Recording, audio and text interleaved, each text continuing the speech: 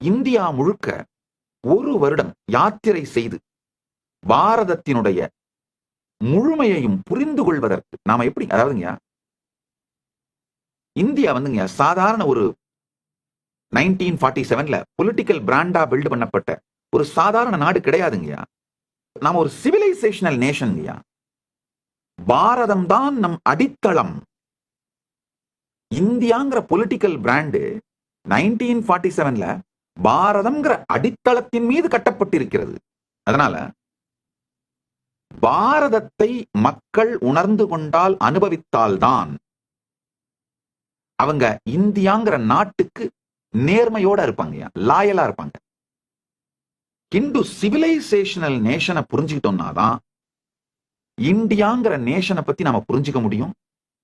இந்தியாங்கிற நேஷனை நம்மளால காப்பாற்ற கூட முடியுங்கய்யா.